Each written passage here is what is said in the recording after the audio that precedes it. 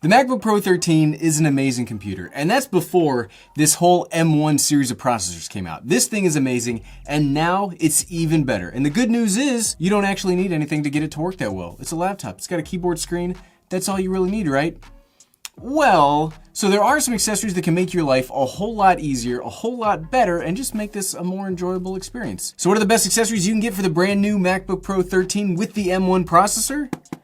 Let's find out. I slammed that instead. I probably just destroyed the audio. What's up, everyone? I'm the Everyday Dad, and if I can figure it out, you can figure it out. So there are a whole bunch of accessories that you could get for the MacBook Pro 13. The cool thing about this is with its Thunderbolt 3 port, you basically can plug anything you want. You can do everything with this thing. Now, we are going to do a separate accessory video for the MacBook Air because I do think the two computers fit in different kind of niches. So this is what we're going to show you is basically my work from home setup because I've been using it working from home for about the last week. So if you're going to use this in like a working from home situation, you could just use this like a laptop by itself, but I don't like to do that because if you have ever worked on a laptop doing this for 8 hours a day, spoilers, it sucks. So the first thing you're going to want is some kind of a stand to get this at least up and away if you're still going to just use this by itself. And I've been using this design, get it, design? This design stand for the last few days, and it's actually really good. This is just a simple stand. You can see it has a lot of options for how it can move, and that lets you take your MacBook Pro 13, pop it in here, and then you get it up and away without necessarily needing another monitor, because now that it's up and in a more comfortable position for me to look at, I don't always need to spend more money to get another monitor. It works right here. Or if you don't even like that and you just want it down a little bit, up. Now you saw it is kind of hard to move. I prefer a stand that's more set in its ways than one that's all loosey-goosey and easy to move, because then it doesn't make me feel like it's going to keep my MacBook in place. You can see on the top here we got some rubber that holds your MacBook. There's also some rubber here at the feet that'll hold it. And then here on the bottom, we've got some rubber feet so that it doesn't move when it's in place. You can never go wrong with a good stand. And I like these ones because they're folding. They are a little more travel friendly than something else that you've seen here on the channel before, which is just a big one-piece metal stand. Those are cool and all, but I really like this one. Another kind of stand you can use if you are going to use this with an external monitor, which is what I do, is just a simple little, I don't even know what to call this, BookArc. It's just a little like U-stand that you just place the laptop in. Right like that. And then this works with some other accessories that I'll show you here in a second. But I use a pretty big LG ultra-wide monitor, and I set this behind it, and it just easily keeps the MacBook right there. And then when I need to travel or go somewhere outside of the house, I just grab it, and it's good to go. I like this. This one is neat because of just how simple it is. It's also got some rubber on the feet, so it won't move as much. It's got some rubber here where your laptop goes, so it won't damage your laptop. I've been using this. I've used this specific one with my MacBook Pro 16. I use this also with the MacBook Pro 13 from last year. All I had to do is take the laptop out, put the other laptop in. These are amazing. These are amazing. If you don't want to use this screen, I highly recommend one of these. Now, if you are going to put your MacBook in a stand like that, you're not necessarily going to have access to the keyboard. So here's the things that I use in place of the laptop keyboard, which is actually, this Magic Keyboard is pretty good.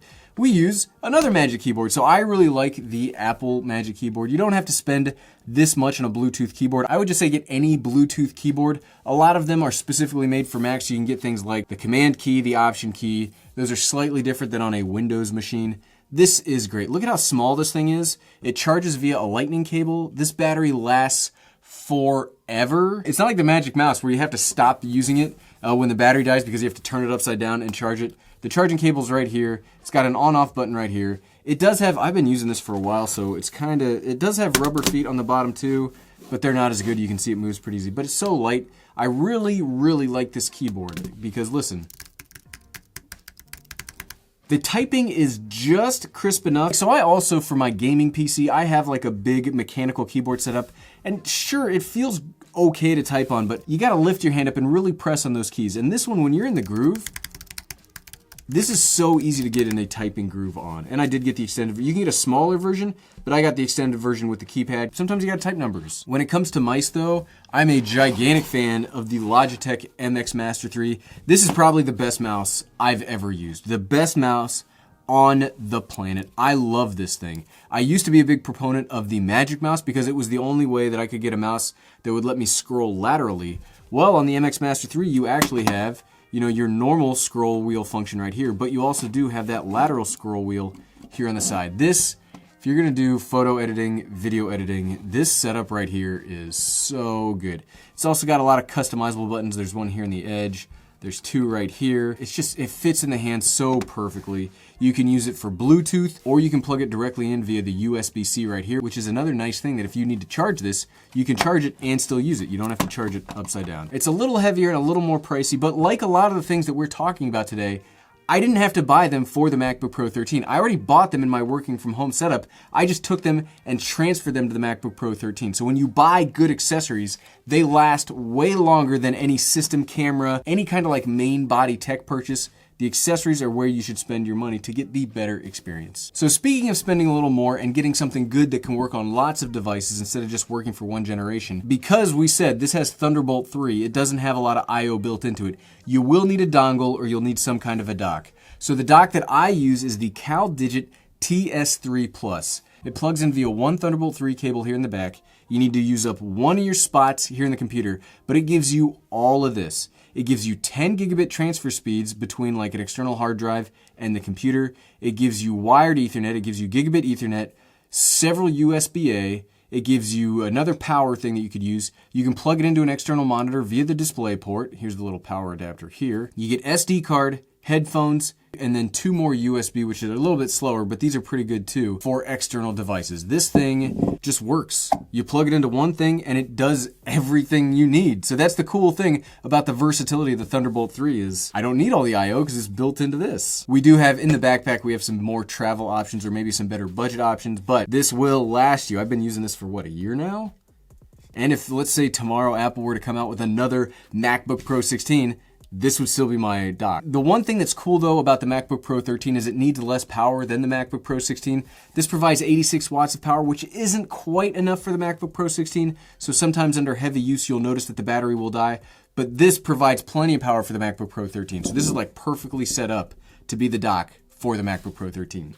I love it. But let's say you do need to travel even with all of these current travel restrictions. You need a good backpack. Now, we are going to talk a little bit more about bags, about like tech bags here in a second, but I got this because this was just the coolest backpack I'd ever seen. This is from a company called Cacoon. It is like a backpack designed for 15-inch laptops, but I got it for this because of one cool thing, and it's, hold on, I'll show you. We gotta zip this part up first.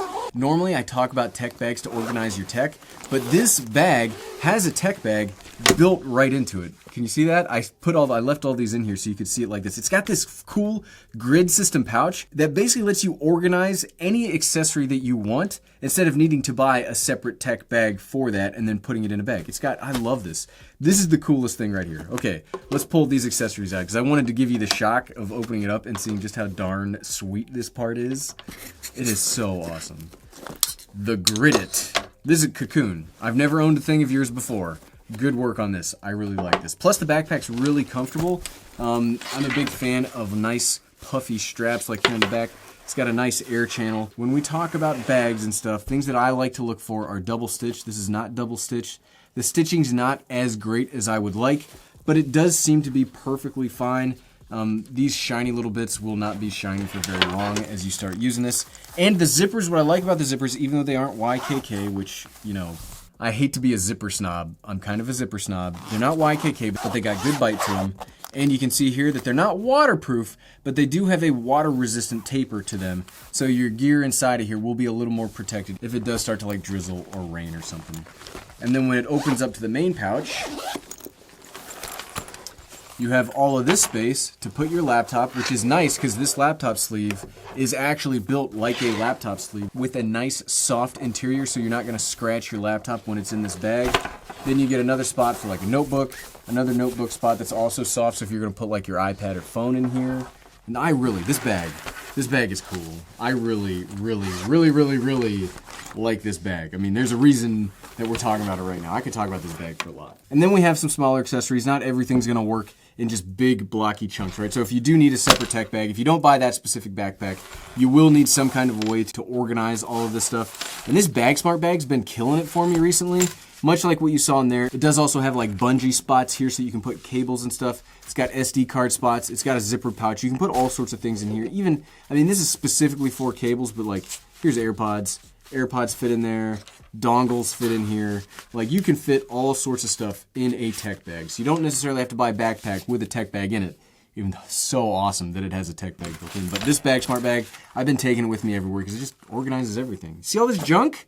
This junk gets unorganized, and this junk scratches the crap out of your laptop if it's just like left free. Okay, so we talked about a dock, but if you don't necessarily want a dock or you are traveling more, dongles are a better option. So here's a few options for dongles. Like, this is the Apple branded HDMI dongle. So you plug this into USB-C, it gives you HDMI, USB-C for power, and then a USB-A. So you can get some things plugged into your laptop via this. It's expensive though. Editor Keys actually sent this to me. And I didn't necessarily need to buy another dongle. I've got plenty of dongles, but I like this one too. It's USB-C, gives you 3 USB-A, HDMI up to 4K, gives you SD card, micro SD card, power delivery USB-C, and headphones. And I just like this. It's been really nice. I've been using this with the Mac Mini when I've been testing that out. I've been using this with the Mac Mini, and it's just kind of nice. Even right here, you see this? There's a little LED. When you plug it in, it turns on. My bet is, though, if you're looking for a dongle, you're looking for a budget option, and this one is my favorite budget option ever. This is the Falwetti. We talk about this all the time because this is a phenomenal dongle. For this little thing, I think it was like 10 or 15 bucks, you get 3 USB-A, SD, micro SD, and HDMI. And that's really, that's what you need. I mean, sure, audio's good, power delivery USB-C is good, but just down and dirty, this is what you need, and this is cheap enough that it has yet to let me down. Power. You got to power the laptop, right? Now, you could use Apple's included 61-watt charger, which is fine, but it's kind of big, and I'm not necessarily the world's biggest fan of Apple-branded chargers. Not that they don't work, but they're always just like so big and heavy. What I've been using is this Rav Power Charger, which is much smaller. Look at this. It's way smaller, and this is 65 watts as opposed to 61 watts. See, check it out. Where's it at? 61 watt. This is also USB-C and USB-A, so you can actually charge 2 things at once with this. I really like this. This is my favorite charger. That's why we're including it here. And it gives you a little bit more power. I mean, 61 watts between 65 watts, not a big deal. And you'll need the USB-C cable to go with it.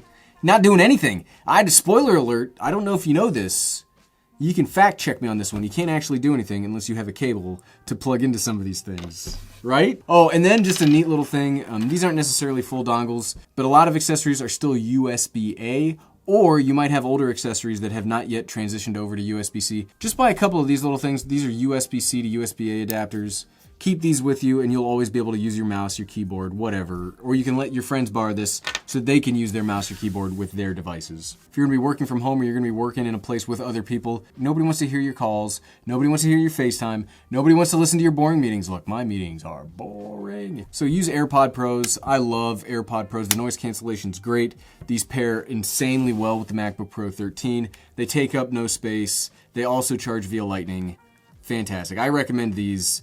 These are their own video for how good they are, right? I mean, there's all sorts of videos on how good the AirPod Pros are. Of all the tech that you've ever seen me talk about here on the channel, this is the tech that I legit use most often throughout the day. No kidding. Hour for hour, I use these the most. Highly recommend them. And then if you're buying the MacBook Pro 13, there are several hard drive options going all the way from 256 gigabyte up to 2 terabyte. But Apple, if there is an Apple tax, it's where Apple charges you for storage options. So you may not want to go all the way up to 2 terabytes and spend what, like $2,000 on the laptop. So I'm going to recommend a few hard drive options. If you're just looking for a way to store data and you're not going to try to use that data, and you're not going to try to actively use that data, just get one of these little LaCie drives. Everybody has these. You can buy these at Best Buy. You can buy these at Walmart. You can buy these things everywhere. They work great. This version's USB-C. It's got this little rubberized protector, but I wouldn't necessarily put it to the test because this is a spinning hard drive. This isn't a solid state drive. But if you're just looking for storage, this was 4 terabytes for like $100. Easy recommendation. Then you don't have to worry about storing stuff on your computer. You should always have some kind of a backup drive because computers, these files get big, right? Files get big. But if you're looking for something that actually you could work off of because you got the 512 or the 256 gigabyte option, my favorite solid state drives of recent memory are the new Samsung T7s. I used to use the T5s. They're a little slower. These are amazing. They're a little more expensive. Spoilers again, but it's USB-C, reads insanely fast. You can do your video editing, your photo editing, all of your work. You can store all of the files on here so you don't have to have that much or clutter up your internal memory on your computer. Everything just goes through this and it fits anywhere. Like you can, these go in a pocket These go in a pocket, they're great. And if you want a little more security, like this specific version right here has a little thumbprint thing. If you install Samsung software on your computer, you can have a thumbprint drive. I don't have it set up like that because I don't want another step in my workflow. But if you're really concerned about your data security, you could use this right here. So yeah, these are all the accessories that I personally use. I think these are the best. I mean, I spend a lot of money on tech stuff, and I do buy the best accessories that I can. So these are what I consider to be the best accessories for your brand new MacBook Pro 13. What are your favorite accessories though? That's how I find a lot of this stuff, is you leave me a comment below and you tell me, Gary, this is the coolest accessory ever. And then I go buy that accessory. Let me know what your favorite accessories are down in the comments below. And if you're curious about the MacBook Pro 13 and you're considering buying one, click right here to see my unboxing and initial setup of that MacBook Pro 13. Click, click, click, click, click, click, click. Thanks for watching.